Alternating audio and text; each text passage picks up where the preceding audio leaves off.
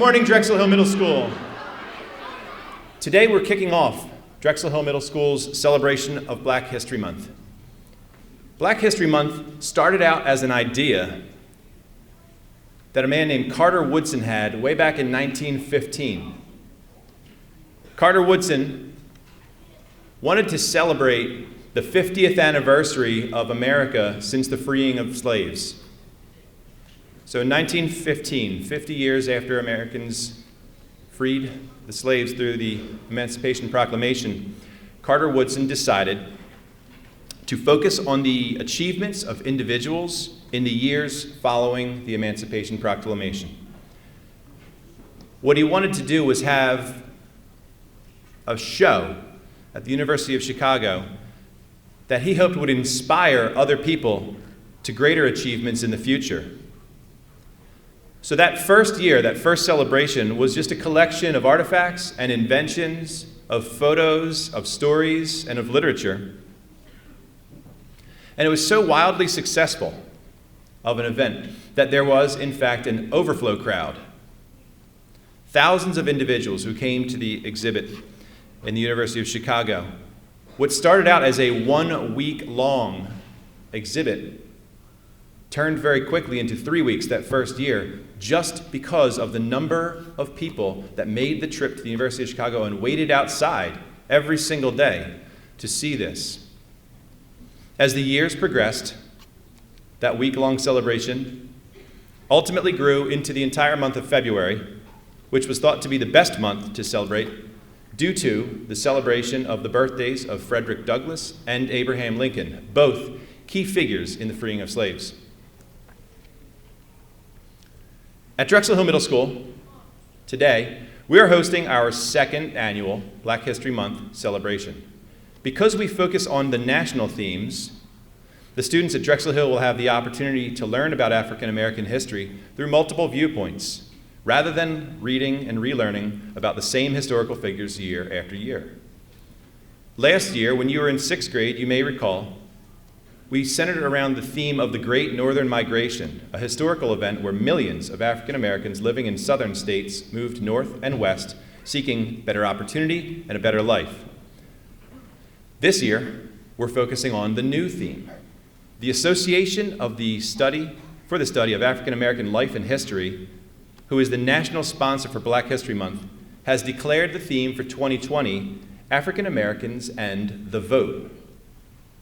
To recognize this theme, the staff and students at Drexel Hill Middle School will learn about voting rights through visual representations, classroom instruction, and this school celebration.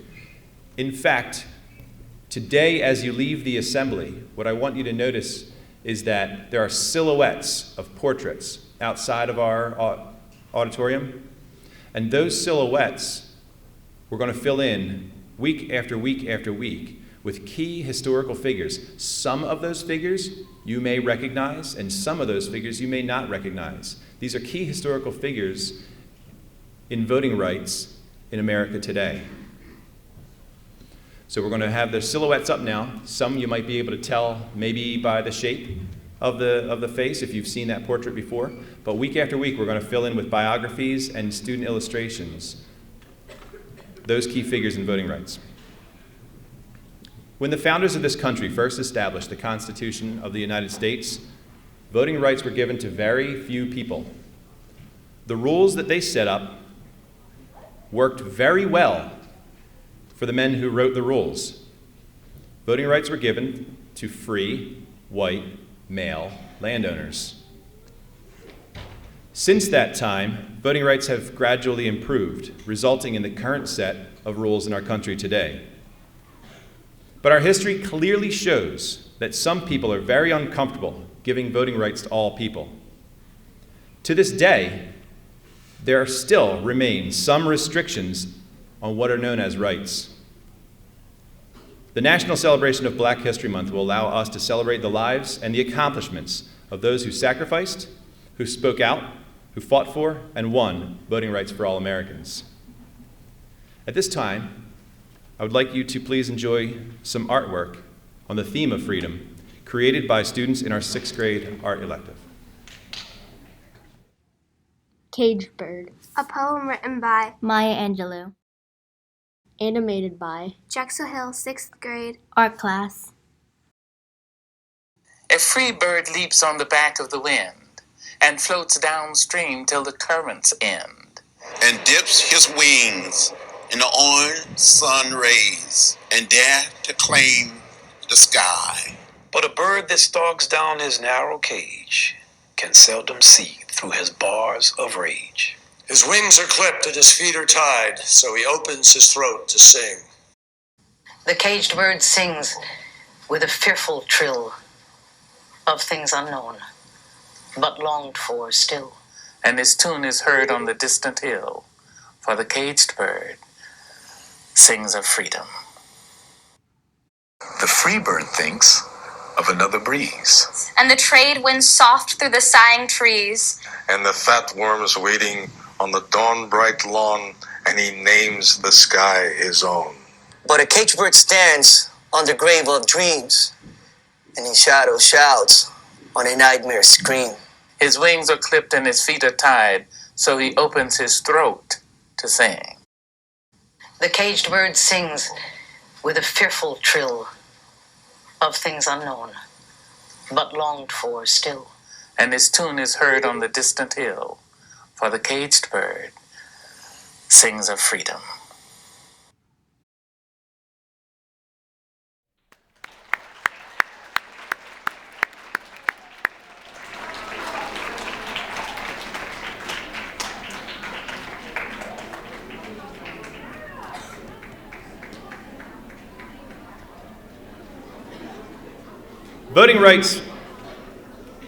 Voting rights for all people had to be fought for and won through protest, sacrifice, and effort. However, even today, there remain threats to the rights of all Americans to vote. Please welcome to the microphone Chloe Jackson, who will read an original poem highlighting the need to maintain strength and commitment to voting as an extension of our voice and our democracy. Chloe? Not only a right, but a privilege that so many take for granted. We should fight for our right to vote. Voter suppression will not discourage us, nor will it silence us. This country is changing every day, and every citizen should have a say. Blood, sweat, and tears are what our ancestors gave to ensure that in this life we have a right to vote. By doing so, you honor them, so their death and memories aren't in vain. Our democracy is in danger. Our opinions matter, and our votes count. Your vote is your voice. Let it be heard.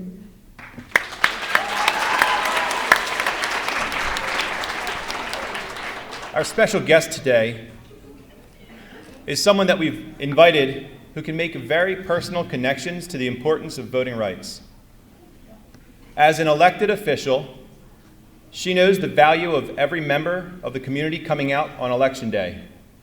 As a volunteer at the election polling center, she also knows that there are some individuals who do not celebrate their rights at each election.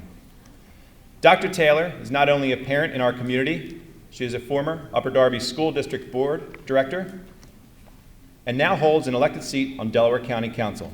Please welcome Dr. Monica Taylor. Hello, everyone. My name is Monica Taylor, and I am a Delaware County Council member. In November, I was elected as the first African American and the youngest ever to serve on council.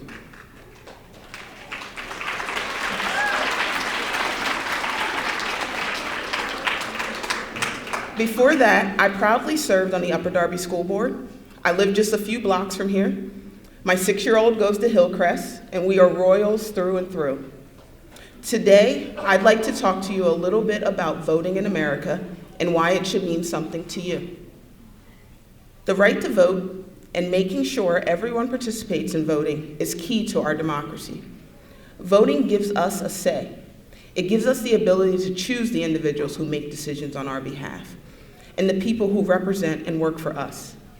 Those individuals are responsible for all sorts of things, from running our military and ensuring our schools are properly funded, to making sure our trash and recycling gets picked up every week.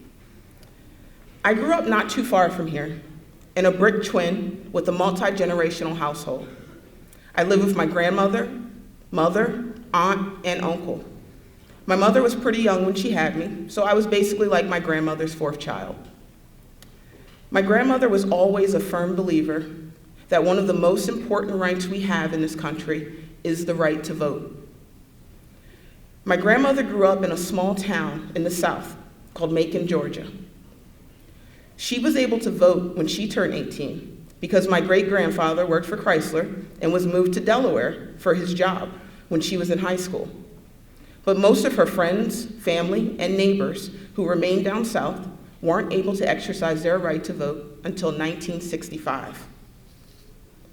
In order to get these rights, there were several steps along the way that helped every American citizen get to the point where they could cast their vote. In 1788, during our first election for President George Washington, most states only allowed white men who owned property to vote. It took until 1870, following the Civil War, for the 15th Amendment to be passed, which gave black men the right to vote, but still not women. 50 years later, in 1920, the 19th Amendment finally gave women the right to vote. But just because people have the right to vote doesn't mean they always can vote.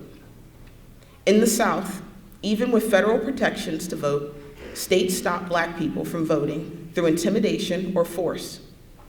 Famous black civil rights activists like Martin Luther King Jr. and Rosa Parks fought to protect the right of black people to vote. Along with thousands of supporters across the country, they were able to push Congress and the president to pass the Voting Rights Act of 1965. The Voting Rights Act of 1965 helped to break down those legal barriers at the state and local level, making sure that all Americans could exercise their right to vote. Fast forward to now. Voting in certain areas of this country still has its challenges. There are battles in every state to continue protecting the right to vote. That's why it is so important to vote. One of our biggest challenges is the lack of voter engagement and participation. In the 2016 presidential election, only 55% of those eligible to vote in this country voted, with non-presidential years as low as 25% in some areas. If I were a teacher grading our performance as a country in voting, that would be an F. Just to give you a little comparison, the average for developed countries is about 70% voter turnout, with some countries such as Belgium and Sweden in the 80% range. Voter turnout is fundamental to a healthy democracy. Our turnout is so low in America because people have forgotten what a struggle it was to get to the point where everyone can vote, and we take this right for granted. There are also those of us that feel like their vote doesn't matter, or that being engaged in the political process will do little to alter public policy. This idea is most definitely fake news. Just think about it. In the 2016 presidential election, the entire state of Pennsylvania was decided by a little over 44,000 votes. In Delco alone, we have over 398,000 registered voters. So as you leave here today, I have an ask for you. When you hear an adult saying that their vote doesn't matter, correct them and give them the facts. When your older sibling, friend, or relative says they are too busy to vote, remind them of what you have learned about and what it took for everyone to gain the right. Ask those you know who are 18 or older if they are registered to vote. And if they aren't, tell them it takes just 3 minutes and all they have to do is go to votespa.com. Lastly, when Election Day comes around in November, remind everyone that voting gives them a voice in our democracy.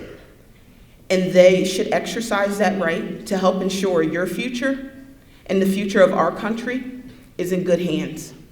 Thank you. As Dr. Taylor points out, voting rights were fought for and they were won, yet not everybody in our country votes today. For some folks, there are circumstances that prevent voting in each election, but for many who don't vote, there's nothing that stops them other than their own lack of interest. Please welcome to the microphone Shania Rigby, who will read an original poem devoted to those who let their vote go uncounted.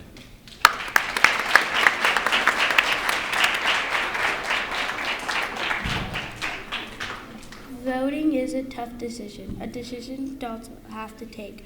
You can pick on whoever you might be great. You can choose if you want to make a difference or even for things to stay the same, to make your world a better place or even your own living space. Some people don't even care and don't even show interest. All they do is just complain. That's such a shame because they didn't vote. Just imagine if they did vote, our world would be different. We could be working together to make a difference.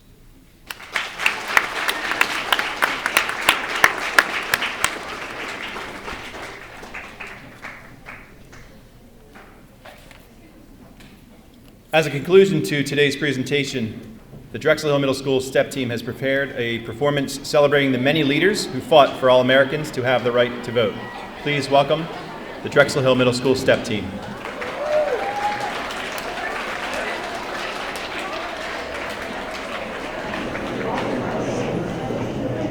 I hated every minute of training, but I said, don't quit, suffer now, live the rest of your life like a champion. Muhammad Ali.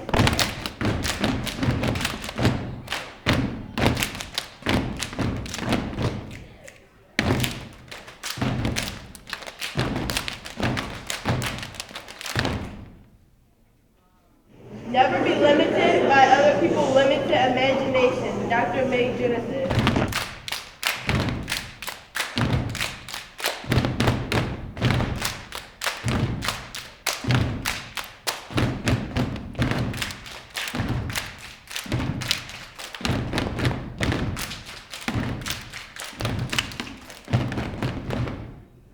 In a world filled with hate, we must still dare to hope. In a world filled with anger, we must still dare to comfort. In a world filled with despair, we must still dare to dream. In a world filled with distrust, we must still dare to believe. Michael Jackson.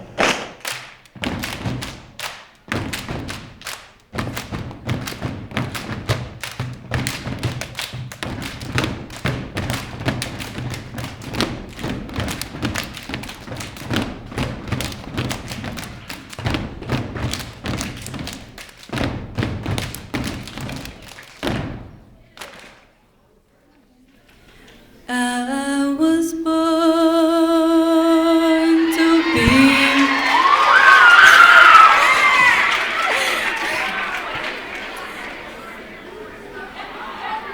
I was born to be royal.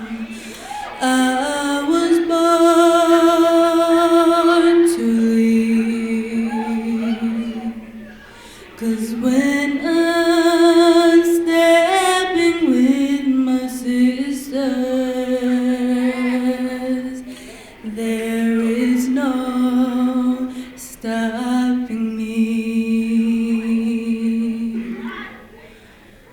Oh, my joy, my peace, my happiness, I'm gonna give it to my sisters. Oh, my joy, my peace, my happiness, I'm gonna give it to my sisters, my sisters, my sisters, yeah, my sisters.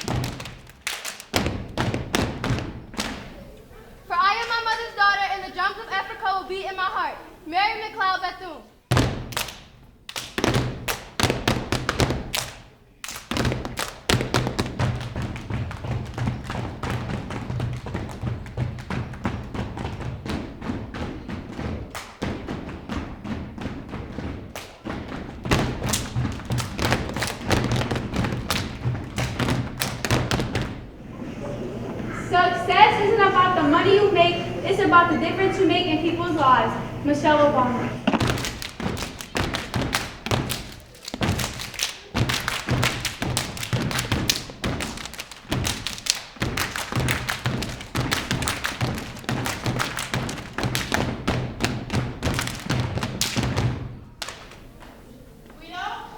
We don't cower, we don't run, we endure and conquer. Kobe Bryant.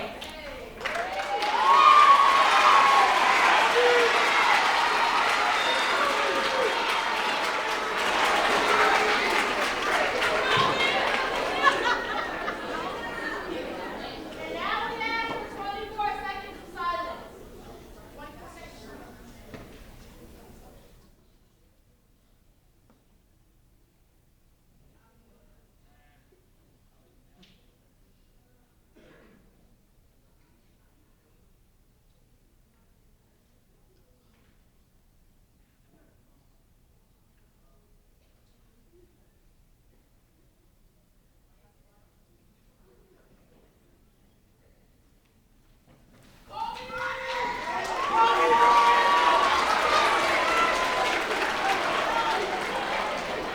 Thank you to our special guest, Dr. Taylor. Thank you also to the many students who submitted essays for the student presentations, the STEP team, the 6th grade art class, and to the parents and teachers who worked to help to develop the plans for this year's celebration. A big thank you. At this point, teachers, I'll let it to you to dismiss your classes one by one back to class. Thank you.